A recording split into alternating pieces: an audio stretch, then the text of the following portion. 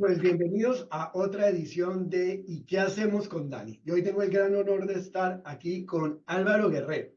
Álvaro es gestor de voz, de medición de voz del cliente en Repsol. Y bueno, todos saben que Repsol es uno de los líderes en general en la industria, pero además es el líder en experiencia de cliente. Y Álvaro es una de las personas que está en ese equipo que está escuchando la voz del cliente, sabiendo qué es lo que está pasando allá afuera para lograr luego transformar la organización para seguir mejorando. Así que Álvaro, gracias por estar aquí con nosotros hoy. Gracias a ti, Julián, por invitarme y nada, un placer charlar contigo de nuevo. Bueno, perfecto. Pues bueno, ya sabes que vamos a hablar del factor humano en la experiencia del cliente. Y tú tienes una gran experiencia, llevas muchos años ya trabajando, bueno, estás muy joven, muchos años para tu edad, eh, trabajando en el tema de experiencia del cliente, implementando proyectos. Entonces vamos a entrar en materia. ¿Tú cuál crees que es el principal reto que tienen las organizaciones cuando implementan proyectos de experiencia del cliente en lo referente al factor humano? ¿Qué es lo complicado ahí y cómo has hecho tú en la vida para lograr superarlo? Bueno, sobre todo el enganchar a nivel cultural, ¿no? Que realmente sientan la experiencia del cliente en sí mismos, tengan claros los objetivos y cómo impacta sus tareas y su día a día en la experiencia del cliente. Eh, y ahí ya es un tema también de motivación, ¿no? De que realmente sientan, sobre todo los que están en ese frontline, Ajá. sientan cómo están impactando y cómo están beneficiando día a día al cliente en cuanto a su experiencia y también a la empresa a la hora de, pues, oye, capitalizar esa fidelización con ese trabajo. Ahora que me dices el tema del impacto, me encanta porque es que yo creo que ahí es donde los seres humanos, nosotros llevamos 30 años en el tema de formación en general. Y una de las cosas que hemos aprendido es que a los seres humanos nos cuesta muchísimo cambiar. Así sea cambiar por algo mejor, cuesta mucho. O sea, si tú ya llevas, una persona lleva 2 años haciendo las cosas de una manera y luego llegan y le cambian el sistema, que puede ser la mejor idea del mundo, se va a resistir. Me imagino que te has enfrentado con situaciones como estas a lo largo de tu carrera. Sí. Bueno, hay distintos tipos de resistencia, ¿no? Hay pues una persona que igual pues lleva tanto tiempo haciendo y tiene un entendimiento de cómo deberían ser las cosas, pues a lo mejor llegas con una idea, un servicio, una manera de trabajar disruptiva, pues esa persona puede que no lo entienda o no esté de acuerdo de primeras. Eh, Luego puede haber otro tipo de resistencias que simplemente es a lo mejor la función de esa persona tiene unos objetivos que no están 100% alineados, ¿no? con la idea de ese nuevo cambio. Al final todo esto es cuestión de trabajarlo. A veces, bueno, pues sí, simplemente con unas simples acciones de comunicación serían suficientes. Otras veces quizás requiere de unas sesiones de formación para que se alineen, entiendan los objetivos, ¿no? Y a veces requiere de un verdadero proyecto de gestión del cambio con muchas sesiones de comunicación, de co-creación con ellos, de formación, bueno, un poco recogiendo lo que estaba comentando y luego hacer seguimiento. No queda otra, ¿no? Pero bueno, al final las cosas, hoy lo teníamos, estoy recordando una conversación que he tenido hoy mismo que decíamos, a veces las cosas también caen por su propio peso, ¿no?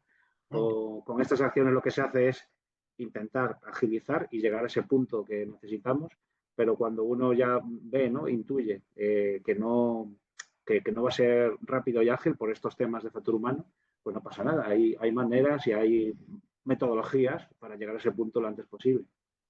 Ok, bien, me encanta bien, pero estás hablando de tres cosas que ambas, todas las tres me parecen interesantísimas.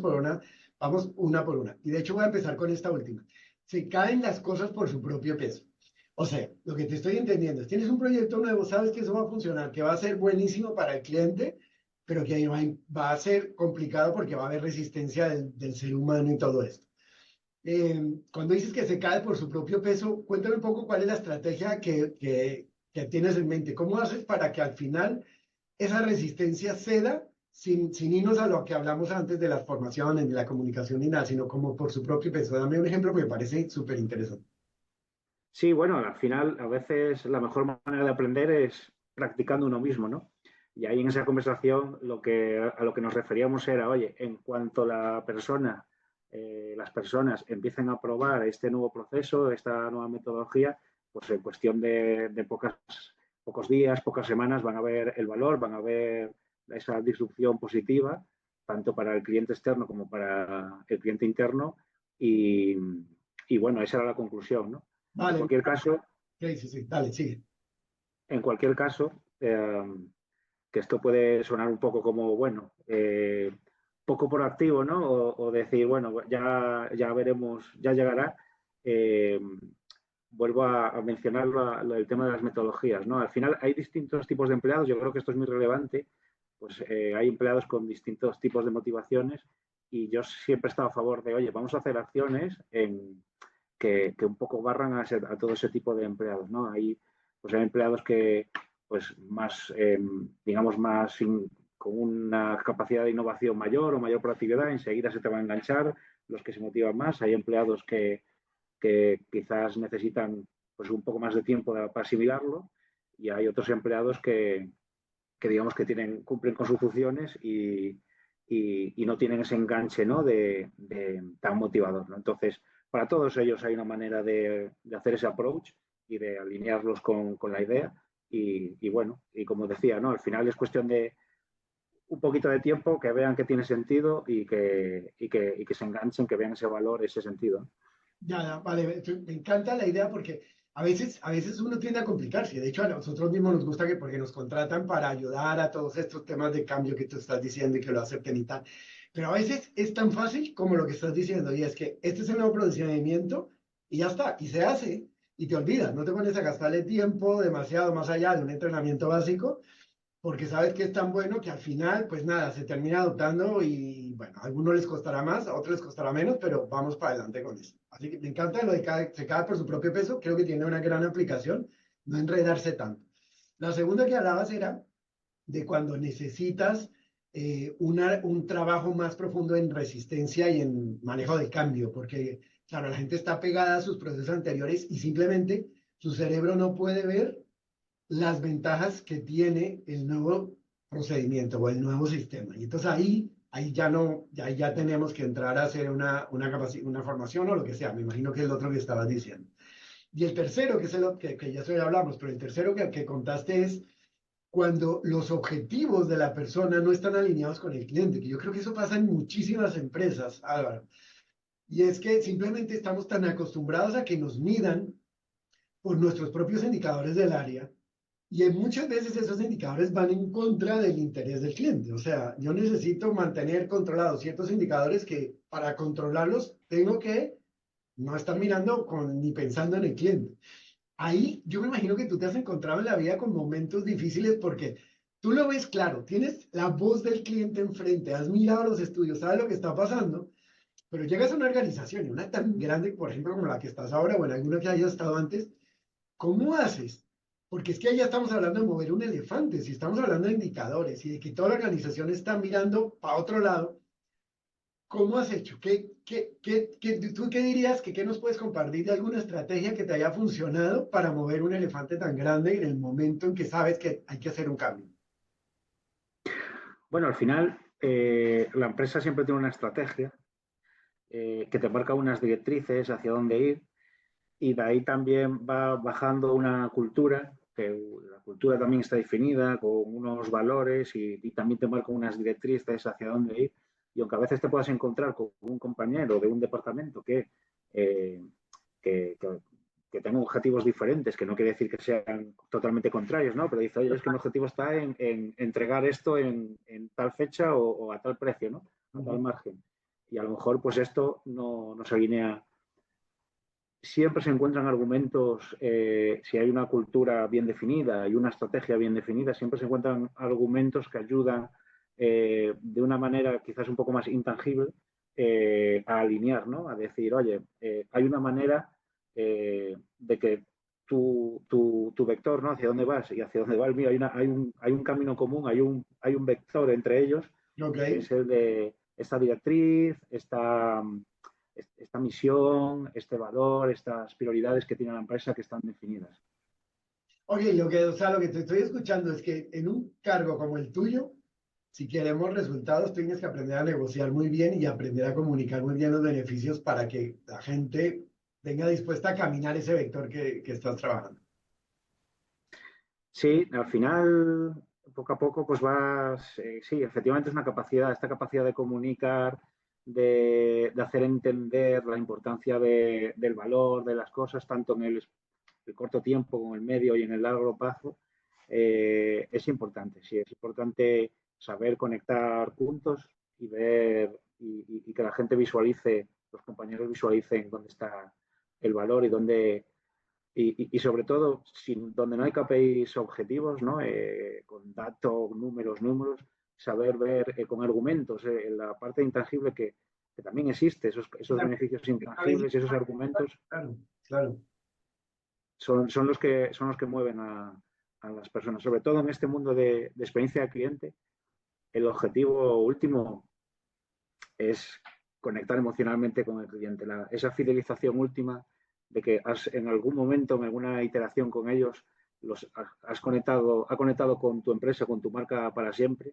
Eso se consigue de muchas maneras, no solamente con KPIs, ¿no? Súper tangibles, sino con esos intangibles, ¿no? Ese llegar con ciertos servicios y aquí donde el factor humano tiene mucho que hacer, eso se va a hacer se va a conseguir de muchas maneras, ¿no? Y no siempre solo con números que te ayuden a justificar una inversión o un simple gesto.